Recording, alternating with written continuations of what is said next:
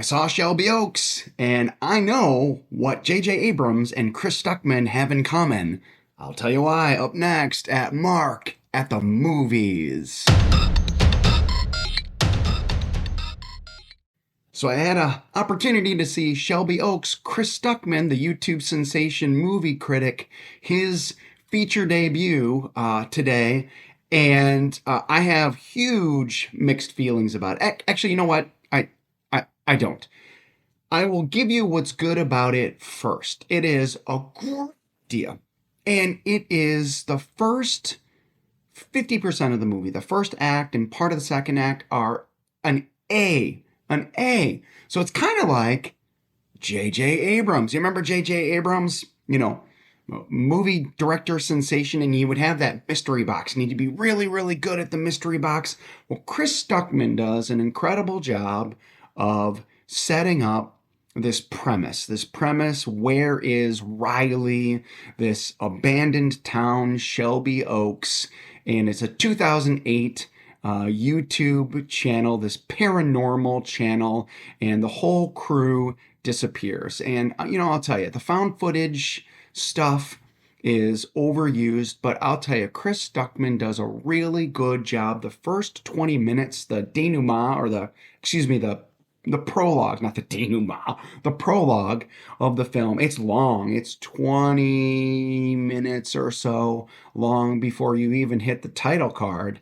And really well done. Of course he knows how to film YouTube videos, but wow, just the premise of a paranormal team is investigating these happenings, and they disappear. And what happens to this woman's sister? And it is an exciting and interesting premise. I can totally understand why, when this was pitched, why a studio would have picked this up. Really cool idea. And the way that it's presented, and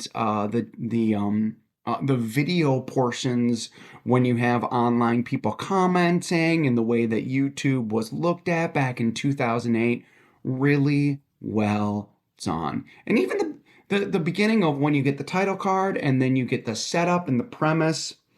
Camille Sullivan plays the lead. Mia, she is pretty good in this, and you got to admire Stuckman as a director getting the best you can out of your leading actress. So good for him. He does have, if he can find a writer, a future in Hollywood for sure. Here's the problem.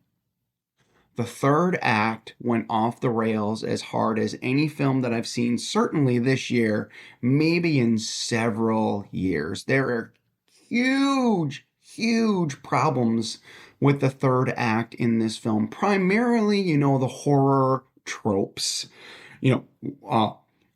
Dark foresty area, creepy house, scary person. Well, don't go in there. Oh, we go in there.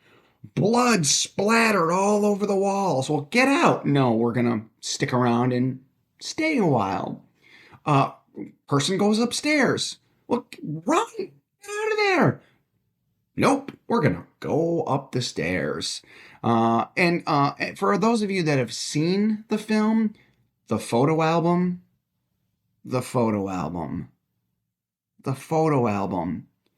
Who took the pictures? Why would you keep that photo album?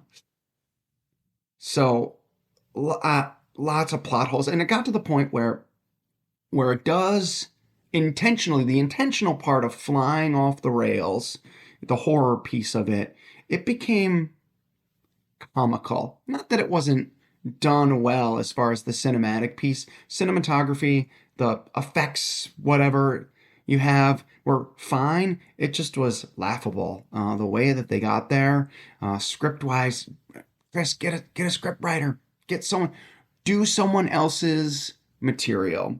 That being said, it's admirable that a guy who was in the YouTube business got a deal. Good for him. I cannot recommend this film.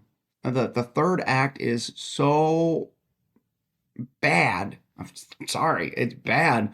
As good as the first and half of the second act are, the third act is equally as terrible. So I'm going to go ahead and give this 2.5 stars. How about you? Did you see Shelby Oaks? Are you going to go see it? What did you think? Did you think the third act really fell off the rails, or am I overreacting? Let's talk about movies. Let's share our feelings on this movie. We'll talk about it right here at Mark at the Movies.